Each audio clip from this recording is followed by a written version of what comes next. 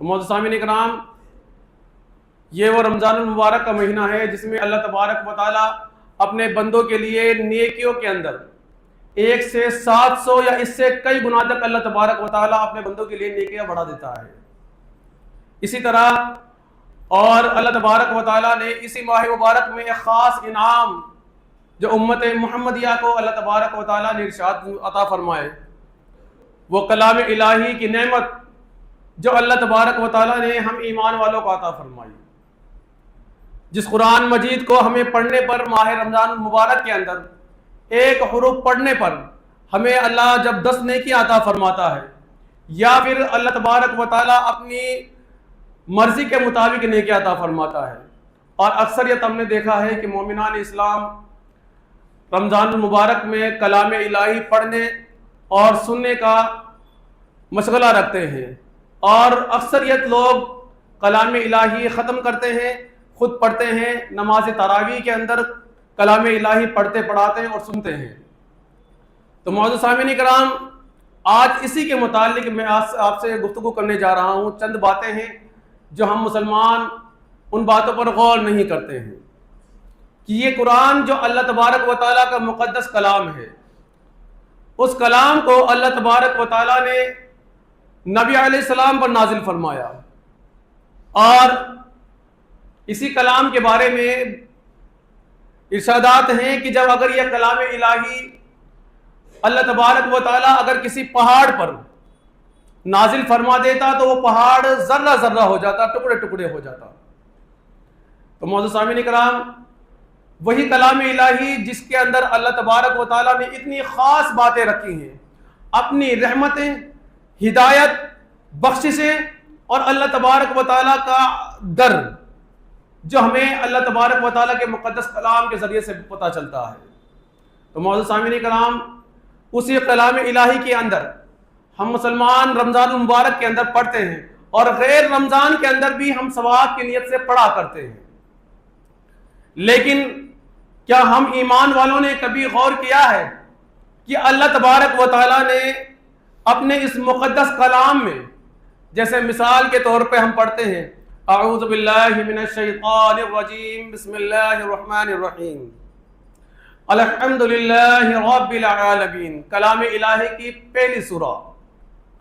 سورہ فاتحہ، کیا ہم ایمان والوں نے کبھی اس سورہ کے اوپر غور کیا کہ پڑھنے میں چھوٹی، اور ہم ہر نماز کے اندر اس سورہ کو پڑھتے ہیں؟ کیا ہم نے کبھی غور کیا کہ اللہ تبارک و تعالیٰ نے اپنے اس مقدس کلام کی ایک چھوٹی سی سورہ میں کیا ارشاد فرمایا ہے اللہ نے، اور اللہ ہمیں کس چیز سے آگاہ کر رہا ہے، اور اس میں کیا بات چیت کی جا رہی ہے؟ کبھی غور نہیں کرتے ہیں، ہم صرف ثواب کی نیت سے صرف اس کے عربی اعراب پڑھا کرتے ہیں۔ تو معزز سامعین اکرام، اس کا پڑھنا، اس کا اجر ہم مومنان کے لیے ہے، لیکن ہم ایمان والوں کے لیے اس کا سمجھنا بھی ہم مسلمانوں کے لیے ضروری ہے۔ سورہ فاتحہ کے اول سے لے کے آخر تک کیا ہے؟ ایک دعا کی شکل میں یہ سورہ فاتحہ ہے کہ اللہ تمام تعریفیں تیرے لیے ہیں۔ اور معزز سامعین اکرام، اسی کے اندر اللہ سے ہم دعا کرتے ہیں، ہم نماز میں پڑھا کرتے ہیں، ہم نماز کے اندر کہ اللہ ہمیں اس راستے پر چلا جس راستے پر تو نے انعام رکھا ہے، اور یا اللہ ہمیں اس راستے پر چلنے والے لوگوں کی طرف اور اس راستے پر چلا جس پر تو نے انعام رکھا ہے، اور ہم تیری ہی عبادت کرتے ہیں۔ غور کرنے والی بات ہے، لیکن معزز سامعین کرام، صد افسوس کی بات ہے، اسی کلام الہی کو اللہ تبارک و تعالیٰ نے ہم ایمان والوں کے لیے نازل فرمایا کہ تا قیامت تک، اور جیسا کہ میں بعض مرتبہ بتا چکا ہوں کہ نبی علیہ السلام نے اپنے خطبہ حجت الوداع کے اندر 2 چیزوں کی نصیحت فرمائی کہ میرے اہل بیت اور اس قرآن، یعنی کہ اللہ تبارک و تعالیٰ کے مقدس کلام الہی کے اس زمانے میں کچھ اوراق ہاتھ میں لے کر نبی علیہ السلام نے ارشاد فرمایا کہ یہ قرآن اللہ کی رسی ہے، اسے مضبوطی سے تھامے رکھنا اور اسے چھوڑنا نہیں۔ آج ہم مسلمانوں نے قرآن کو پڑھا صرف ثواب کی نیت سے، مردے بخشوانے کی نیت سے، لیکن کبھی قرآن میں سمجھا نہیں۔ سورہ بقرہ کے اندر جو آیت جس کے اوپر بات کی جا چکی ہے، اس سورہ کے اندر اللہ نے ان تمام لوگوں کو جنہوں نے قرآن کو بتایا کہ یہ قرآن کسی انسان کا بنایا ہوا کلام ہے، تو اس کے لیے بھی اللہ تبارک و تعالیٰ نے چیلنج کر دیا کہ اللہ کے علاوہ روئے زمین کی اور اللہ نے جو کچھ پیدا کیا ہے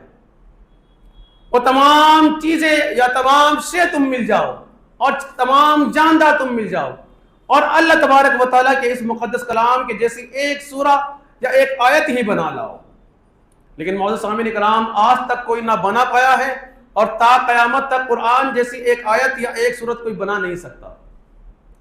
تو معزز سامعین کرام غور کرنے کی بات ہے کہ اللہ تبارک و تعالیٰ نے ہمیں اپنا کلام، وہ مقدس کلام اس لیے نازل فرمایا کہ تا قیامت تک ہم اپنے مسائل حل کرتے رہیں قرآن کے ذریعے سے، ہم اپنی دینیات کی تعلیمات حاصل کرتے ہیں قرآن مقدسہ کے ذریعے سے، اللہ تبارک و تعالیٰ کے اس مقدس کلام کے ذریعے سے ہم اپنی زندگی کے تمام مسئلوں کو حل کریں۔ آج آپ عزیزان محترم کسی بھی عالم دین سے پوچھ کے دیکھ لیں، آپ کے پیدا ہونے سے لے کر مرنے تک کے تمام معاملات، ماں باپ کے حقوق کے بارے میں کلام الہی میں، عبادات کے بارے میں کلام الہی کے اندر، آپ کے باپ اپنی وراثت تقسیم کرنے کے معاملات کلام الہی کے اندر، میاں بیوی کے تعلقات کلام الہی کے اندر اللہ نے نازل فرما دیے، حتیٰ کہ آپ کی زندگی سے تعلق رکھنے والی اور اللہ تبارک و تعالیٰ کی ذات سے تعلق رکھنے والی تمام باتیں اللہ نے نازل فرما دی۔ تو اللہ تبارک و تعالیٰ کا کلام وہ کلام ہے، اور نبی علیہ السلام کا وہ فرمان جس میں نبی علیہ السلام نے ارشاد فرمایا کہ یہ قرآن مجید تمہارے لیے اللہ کی رسی ہے، اسے مضبوطی سے تھامے رکھنا۔ تھامنے سے مراد آج ہم نے یہی لے لیا ہے کہ ہم ایک ختم شریف کرتے ہیں اور 26ویں رات کو یا 27ویں رات کو ہم کلام الہی اپنے مرحومین مرحومات کو بخشا کرتے ہیں۔ معزز سامعین کرام اس کے لیے انکار نہیں ہے، یہ اور اجر عظیم کی بات ہے کہ ہم اپنے بزرگوں کے لیے اور نبی علیہ السلام کے لیے کلام الہی کی تلاوت کر کے اور نبی علیہ السلام کی بارگاہ عالی میں ہم نذرانہ عقیدت پیش کرتے ہیں، لیکن اس کے ساتھ ہمیں یہ بھی لازم ہے کہ ہمارے اوپر یہ بات سمجھنا ضروری ہے کہ اللہ تبارک و تعالیٰ نے جو کلام الہی ہم ایمان والوں کے لیے نازل فرمایا، جو اللہ کو اللہ اور اس کے رسول کی اطاعت کرنے والے ہیں، اس کلام الہی میں اللہ تبارک و تعالیٰ ہم ایمان والوں کو کیا کہتا ہے۔ معزز سامعین کرام، ہم مسلمان اسی لیے اپنی پوشیدگی سے علیحدگاہ ہو چکے ہیں، ہمیں اپنے مسائل کا معلوم نہیں ہے، ہم نے اپنی زندگانی کو ایک رسم بنا لیا ہے۔ آج ہمارے یہاں پر میت کا کام ہے تو ہم دنیا کے رسومات سے چل پڑے ہیں، شادی کا اہتمام ہے تو جیسا ہم نے جس ممالک میں رہتے ہیں وہاں کی رسومات کو دیکھا اسی رسومات پہ ہم چل پڑے ہیں۔ قرآن کی روشنی میں جو باتیں ہمیں بتائی گئی اور قرآن جو اللہ کا مقدس کلام جو ہمیں درس دیتا ہے، اس درس سے ہمیں اپنے آپ کو ہم نے دور کر لیا ہے۔ نہیں معزز سامعین کرام، اللہ اور اس کے رسول کی اطاعت کرنے کا جیسا کلام الہی کہتا ہے قل اطیعوا اللہ واطیعوا الرسول، اطاعت کرو اللہ اور اس کے رسول کی، تو اللہ اور اس کے رسول کی اطاعت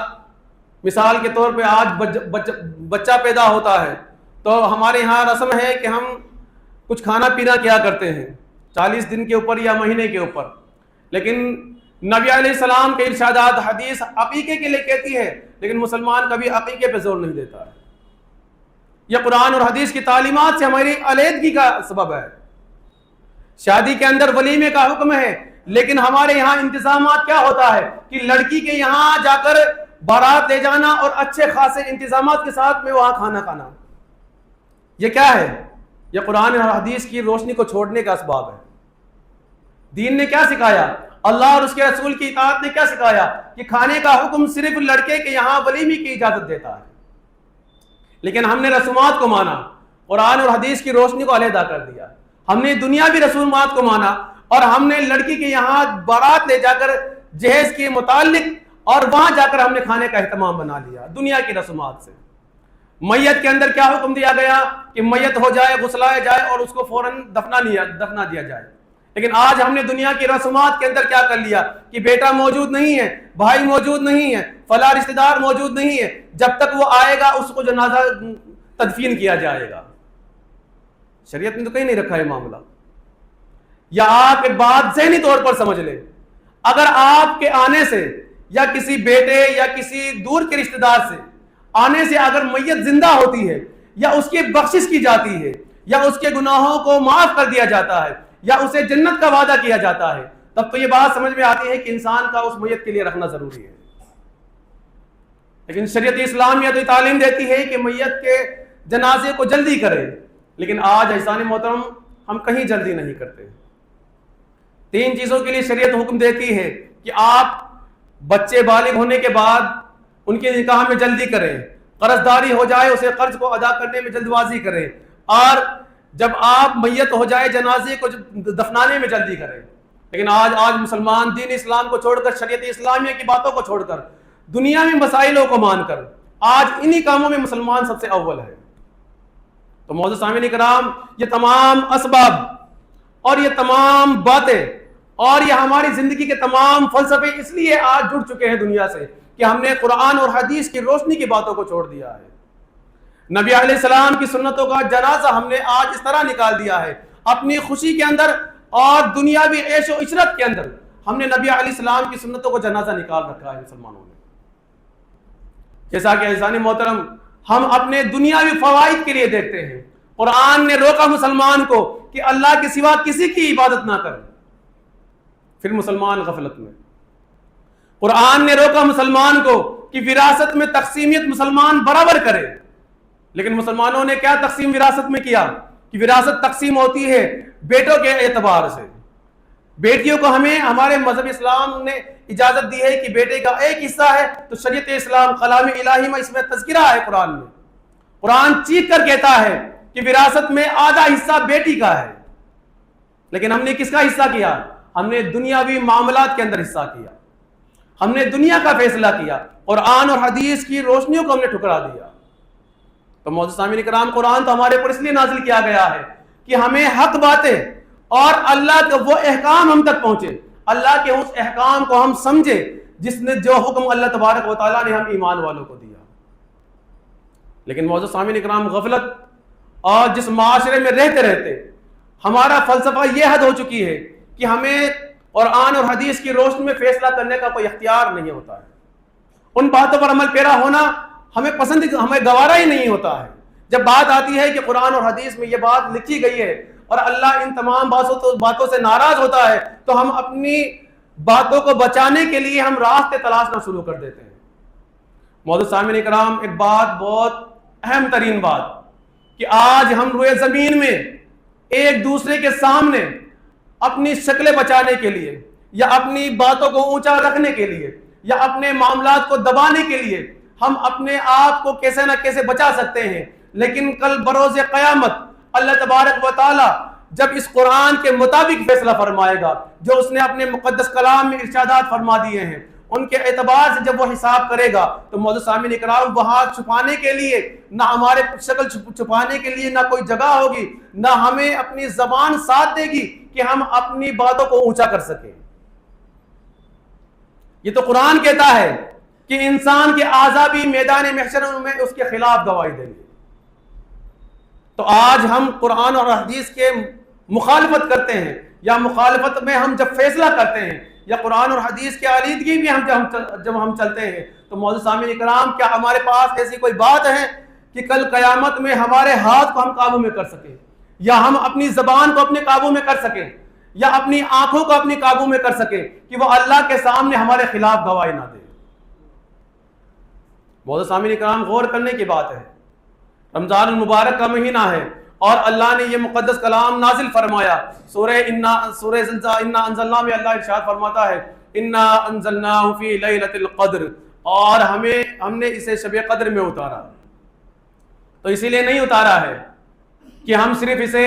اپنے مردے بخشوانے یا رمضان المبارک میں صرف نیکیاں کمانے کے لیے۔ معزز سامعین اکرام، نیکیاں بھی کمائیں اور بہترین نیکیاں کمائیں۔ قرآن ہمیں پورے سال پڑھنا چاہیے، لیکن اس کا سمجھنا ہم مسلمان کے لیے ضروری ہے۔ آج بہت سے مسلمانوں کو میری یہ بات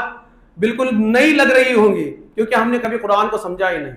قرآن کو ہم نے کبھی جانا ہی نہیں کہ وراثت کے متعلق قرآن کیا کہتا ہے، بٹوارے کے حساب سے قرآن کیا کہتا ہے، کہ تم اپنی اولاد میں جب تقسیمات کرو قرآن کیا کہتا ہے۔ کبھی ہم نے سوال نہیں کیا ہے قرآن سے۔ معزز سامعین کرام، یہاں تو ہم دنیا میں تو بچ جائیں گے، لیکن کل بروز قیامت جہاں وہ اللہ کی رسی قرآن کے مطابق اللہ سوال کرنے والا ہوگا، اور اللہ تبارک و تعالیٰ کے یہاں جب انسان سے متعلق پوچھا جائے گا کہ بتا ہم نے اپنا مقدس کلام تم تک پہنچایا اور ہماری بات تم تک پہنچی، اور قرآن کہتا ہے کہ اور ہر ایک امت میں سے ایک شاہد تمہارے اندر سے کھڑا کیا جائے گا، اور وہ شاہد ہوگا ہر ایک امت کے ہر ایک نبی۔ تو جب ہمارے نبی ہمارے سامنے کھڑے کیے جائیں گے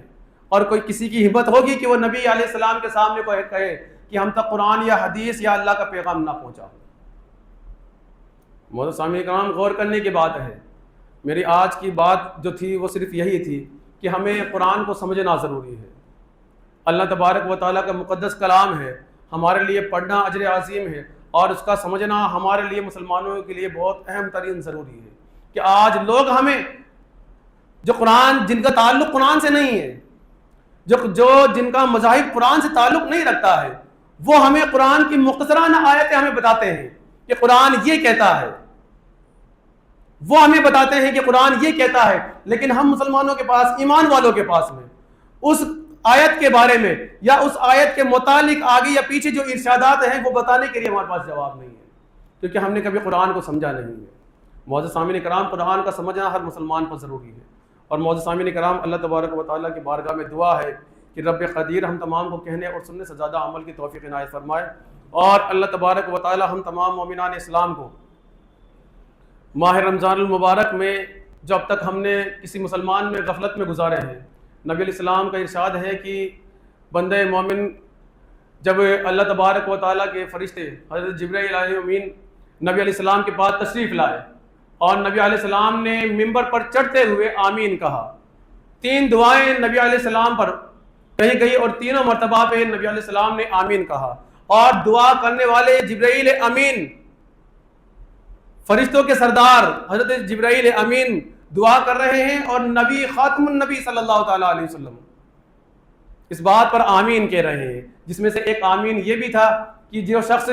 جس شخص نے ماہ رمضان المبارک کے روزے پائے اور اس نے اپنی بخشش نہ کروا لی ہو، جس نے اپنے گناہوں پر توبہ نہ کر لی ہو، جس نے اللہ تبارک و تعالیٰ سے اپنی مغفرت نہ کروا لی ہو۔ عزیزان محترم، اللہ تبارک و تعالیٰ ہم تمام مسلمانوں کو اس رمضان المبارک میں اپنی بخشش کرانے کی توفیق عنایت فرمائے، اور رب قدیر اللہ تبارک و تعالیٰ ہم تمام مومنان اسلام کو آئندہ سال بھی سلامتی کے ساتھ ماہ رمضان المبارک میں اجتماع اور جمع ہونے کی توفیق عنایت فرمائے، اور ہم تمام مومنان اسلام کو اللہ سلامت رکھے۔